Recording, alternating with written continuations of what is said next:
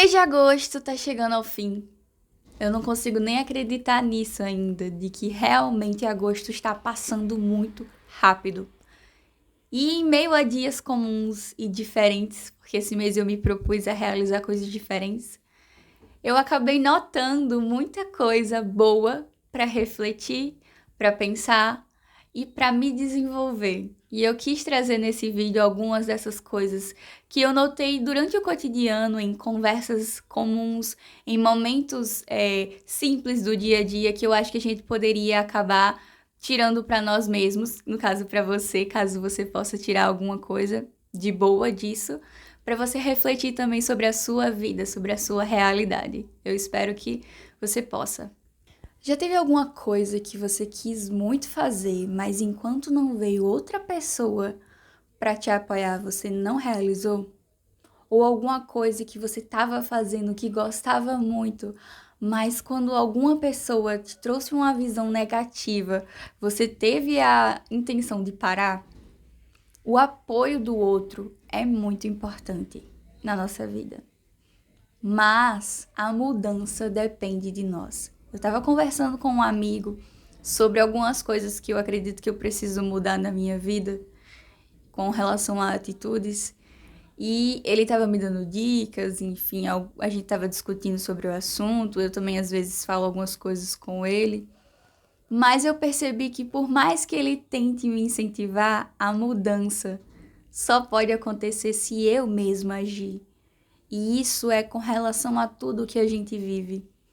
Por mais que o apoio do outro seja vital, seja incentivador, seja estimulante, se a gente se restringir a fazer as coisas apenas quando tivermos o apoio do outro, nós nunca sairemos do lugar. Então, eu acabei percebendo nesse mês de agosto que haviam algumas coisas que eu ia precisar fazer sem ter a quem recorrer, sendo só eu por mim, de certa forma.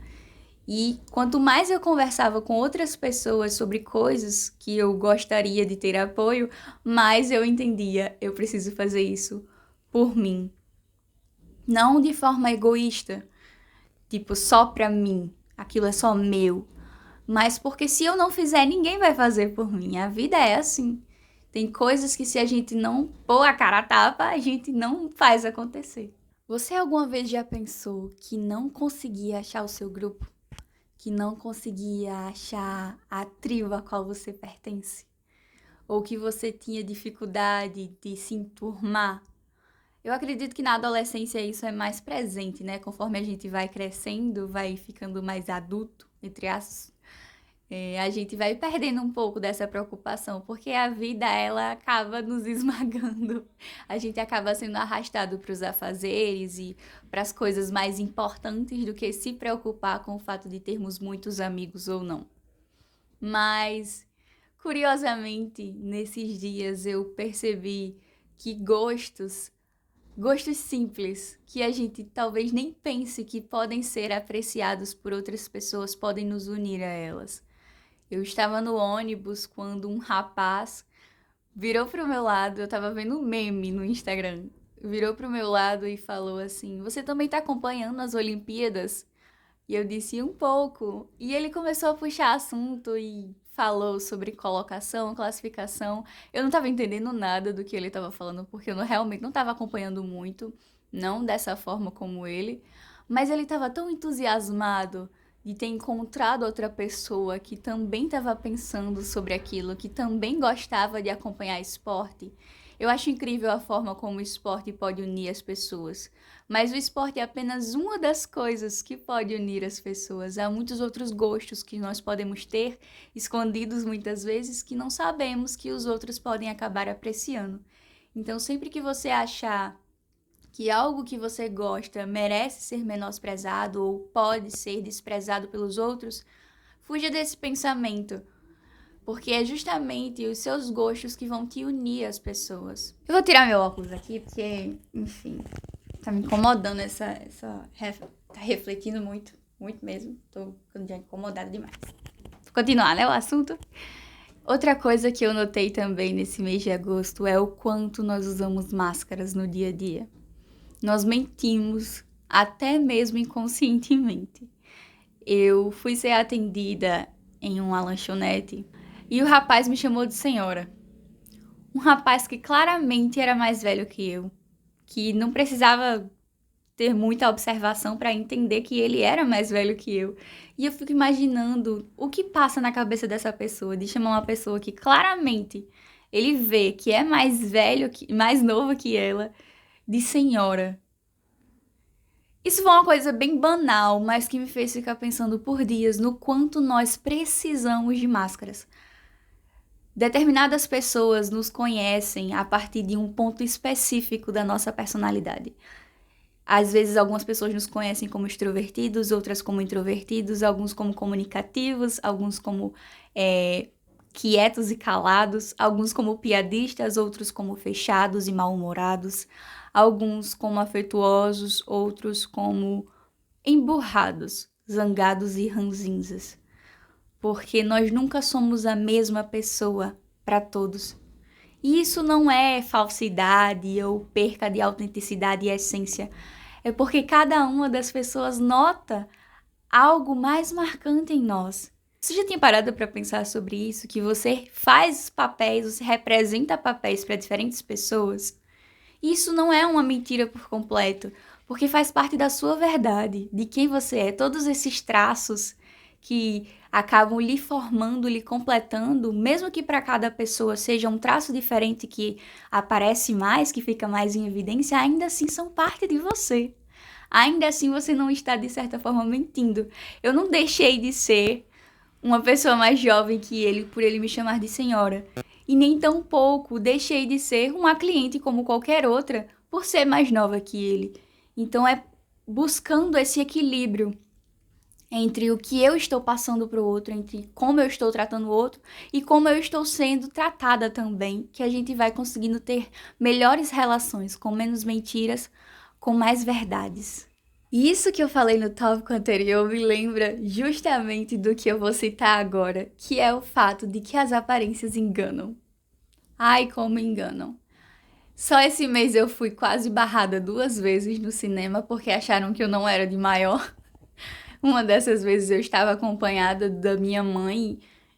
Enfim, eu literalmente tive que mostrar minha identidade, porque para a maioria das pessoas eu pareço ser mais nova. E aquilo ali, mais uma vez, fez com que eu percebesse o quanto a gente faz pré-julgamentos dos outros.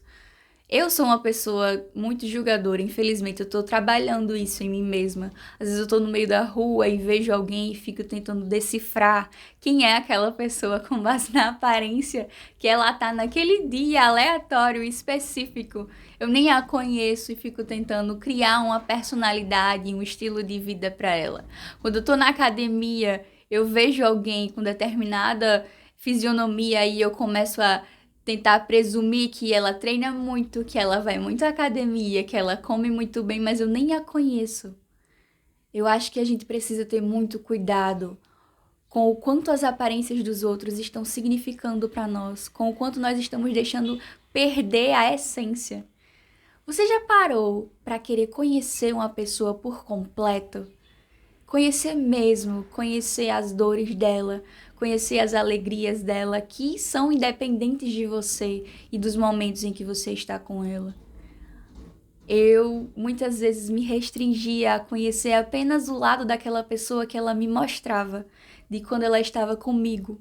Mas muitas vezes aquelas pessoas têm tantos outros lados, mais radiantes ou mais sombrios, que eles não mostram quando estão comigo. E isso me deixa tão instigada, tão curiosa para conhecer mais do outro. Eu acho que isso é até uma parte de amar o próximo, você desejar conhecer mais daquela pessoa, de quem ela realmente é, e não apenas da sua aparência.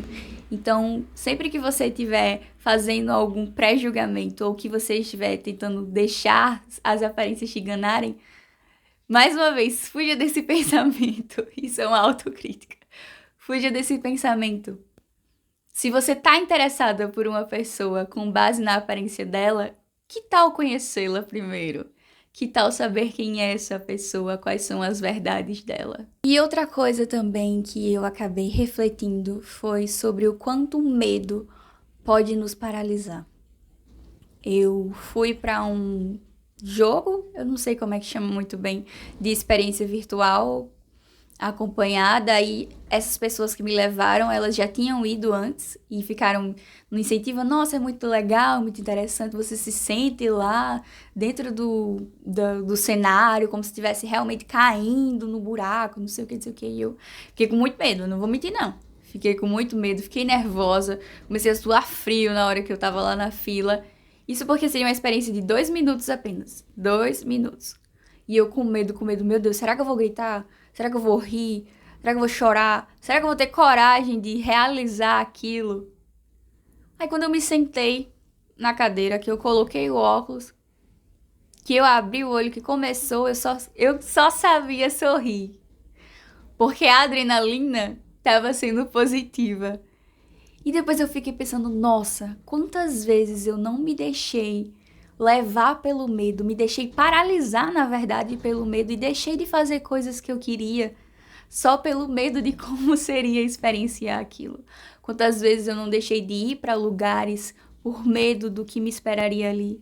Quantas vezes eu não deixei de abraçar oportunidades, seja profissional ou de outras coisas, enfim, por medo do que aquilo poderia me causar, do impacto. Esses dias eu estava lendo uma matéria que afirma que 97% das nossas preocupações não vão se realizar. Então a gente se preocupa com algo que nem vai chegar a existir. Então sempre que você estiver pensando, é algo que eu também estou trazendo para mim, que eu acabei refletindo, né?